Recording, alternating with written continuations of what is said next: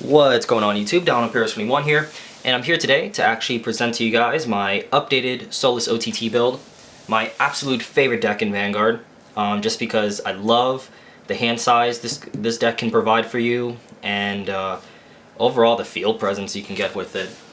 And with the addition of Dark Cats and Sakuya from the trial decks, this deck has definitely gained a lot of power, and I think it can definitely make a statement in a lot of tournaments. So let's get to it.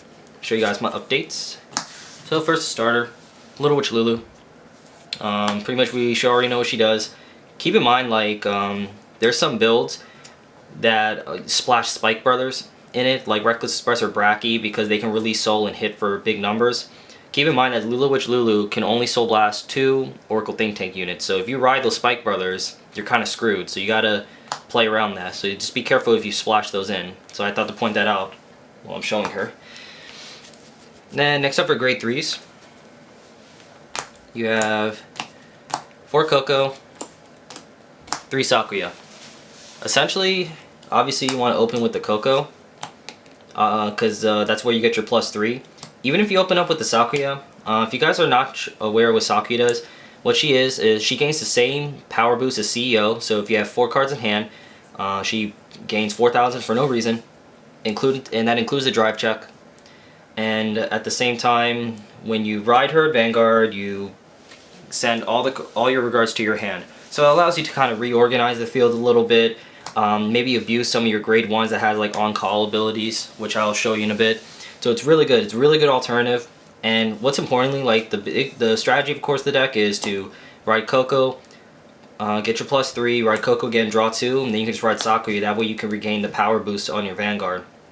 So that's essentially the big strategy of the deck. I don't run like Souffle, which is like a 12k attacker, is because I just don't feel the need for her. Because I'd rather just run this number because I'm constantly, you know, switching between them with my Vanguards. So it's really good. Sakuya is a really strong addition.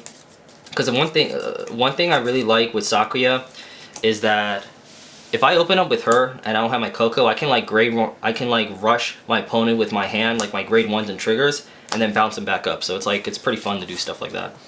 So yeah. So 4 and 3 is good. Next up for grade 2s, you have your 3 copies of Wiseman. For Mocha.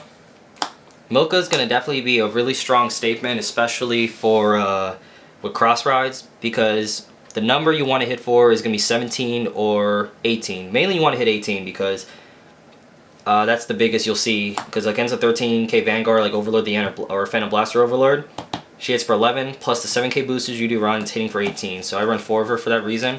She's better than Glace, of course, because she's more consistent. Glace is not as consistent, simple as that.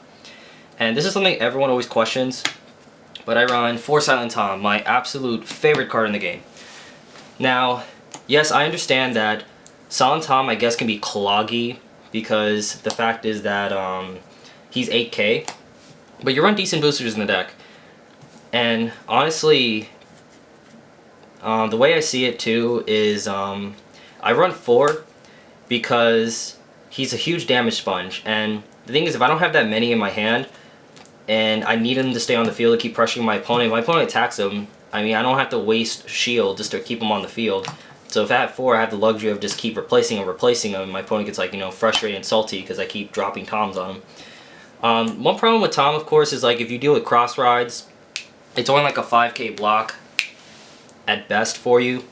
But the way I see it, the way me and my buddy Jerome actually kind of, like, I guess, brainstormed about, is that, I mean, even if you're taking on a cross ride, Tom is really good to snipe out those pesky 20k attackers, because of course cross rides have 12k attackers, which they can put an 8k behind and make 20k, which is really dangerous, of course, for your 10k Vanguards. So Tom is really good at sniping those out, because of course forces your opponent to drop 2 cards. And even if your opponent only has to drop a 5k shield to block him, if he attacks the Vanguard, it's still a precious grade 1 or grade 2 he may need later, because he obviously can't use zeros. And if you put a trigger on him, even better. Or if your opponent misses their cross ride, okay, even better. It's business as usual. I finished so many games with him. So I use Tom. I mean, I say realistically 3 can be good, I guess, enough. I just personally like 3 because I personally like 4 because I have different ways to abuse them. And then next up for grade 1s, 4 Gemini. I don't even know what to call them. Keep in mind though with Gemini, I'm gonna say Gemini. You want to put them in the rear guards because you want to boost them for with Toms to hit 11k Vanguards. You want to boost them with Wiseman, with like your 10k Wiseman, so you can hit for 18. Because you have other alternatives to put behind your Vanguard that's more suitable. What's nice with Sakuya though, Sakuya, I mean, you could just reorganize your field anyway, so you have a little bit more leeway at that point. 4 Chocolat. I like 4 Chocolat just because, I mean, obviously you draw so much. One argument with Chocolat is you can actually just run 3, because normally with perfect guards you tend to pitch your grade 3s because they don't do anything. But the thing is, with this deck, all your grade 3s do something, and you usually like to conserve them so you can keep like switching between them.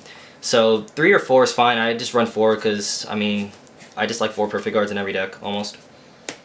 This is like the new addition from the trial deck, 3 Dark Cats. When you call him to the field, or I don't know if it's him or her, when you call her to the field, both players may draw a card, so it's optional for both players. Now, of course, it may seem bad. I actually underestimated this card because I felt this card was bad because I don't want to give my opponents cards, but honestly, it's not even that bad because it's still an even advantage. You're both gaining, you and your opponent gain a card, so it's not like there's no change in card advantage. And plus, I mean, if you pressure them with a Tom, they're gonna have to use multiple cards to block them anyway, and you're still gonna have a huge hand advantage anyway. Plus, Dark Cat, I say like Dark Cat's like your friendly card because, you know, both you and your opponent both have bad hands. It helps you kind of fix a little bit, so it's like a little friendly card. But it's really good, and of course you abuse it with Sakuya. I just run 3. It's fine. I really don't want 4 because I really don't want to like let my opponent draw up that much. But 3 is just fine. And then I run 2 Luckbirds. Now Luckbird, I think Luckbird's really good in the deck. Just for the simple fact is, like I mentioned before, with your grade 3s, you ideally want to ride a Coco. On top of Coco, then you go Sakuya. That way you can get your power back. Then Luckbird, you can just Luckbird, Soul Blast the 2 Cocos, and then draw a card. That's a +1. Put it behind a Mocha, put it behind like a Mocha or Wiseman. You're still hitting for a decent number for the most part. I mean, it's a +1. Like the way me and my friend Jerome actually mentioned, if you're taking on cross rides, or even if you have to put this behind a Tom, either or, it's still a +1. You can still replace it, and it's only a break-even play.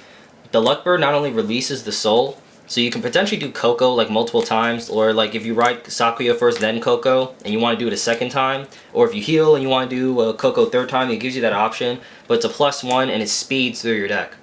In my testing with the Luckbirds, I mean, I healed like a total of like 3-4 times because I speed through the deck so much, I draw so much, the deck is so thin that then I start recycling my heals, and then I just start healing like crazy.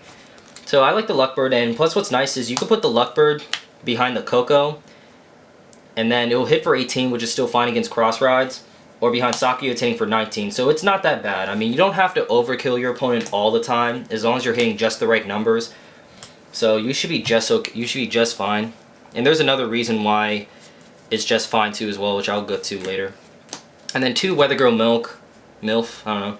I really love this alternate art. I really hate the first art because it looks like a kindergarten drawing. So I just run 2 of these. They're nice to put behind your Cocos, obviously. So if you ride Coco second time, she can still hit for 20, which can still a good decent number. And of course, you put her behind a Sakuya or a Soulless Coco, it'll be able to give problems to cross rides because you hit for 23, 24. So 2 is just fine. So I like it. She's too, I don't know, I think she's awesome. And then last for triggers. Should be straightforward. So 4 Nike, 4 Psychic Bird. Psychic Bird is actually a key card you use, so you can use with Luckbird to combo with Luckbird. So I try to conserve these as much as I can. Right now I'm just running 4 draws because the extra draw triggers are fine, and the extra discard fodder for perfect guards and like 5k blocks is good. But these are going to be Battle Sister Ginger, which is the 3rd critical that's coming in set 5. So I'm going to run 12 crits in this deck. And then 4 alternate art Losing Mages because she's hot. It's hot. Yeah. So yeah, you want to run 12 crits in this deck. Now that's another reason why I said you don't always have to make an overkill column. You don't have to overkill your column sometimes, because the fact is that you're going to be running 12 crits in this deck. you're going to be pushing your opponent to 5 damage pretty quickly, especially for how much you're drawing and how much you're speeding through the deck. I mean, for my testing, I even tested out the 12 crits early with some friends. I mean, I put him down to 5 damage. Even if my Tom is boosted by a Luck Bird and I'm hitting the best numbers, it's still a precious grade 1 or 2 they have to lose that they may need later. And you're still pressuring them. I mean, they're at 5 damage. They have to guard everything. So that's just the way I see it. It works just fine. I mean, the way I've been testing this deck, I mean, I proxied against cross rides. I know a few guys at my locals that actually have the Japanese cards, so I actually play against them. So I've been testing them against like all these sets ahead of us, and this deck really holds out. It's really, really good, really powerful. Like I said, a lot of good hand advantage and field presence you get. So definitely the Sakuya, really, really good card. So these two work so well together. So there you have it, guys. That is my updated build for my Soulless OTT. As always, leave a comment below. Let me know what you guys think. Let me know what kind of builds you're doing if you're actually building this deck. Overall, it's a really, really fun deck. There's probably more I may be experimenting with it, but as of right now, this is probably the most powerful, consistent build I've been working with. So it works out well for me. And yeah, there you have it, guys. So other than that, please give a thumbs up to this video if you like this video. Leave a comment below. And as always, please subscribe to my channel if you haven't for some more Vanguard content. And of course, if you want to see this in action, like I said, give a thumbs up. Other than that, guys, thank you guys for watching, and I'll see you guys later.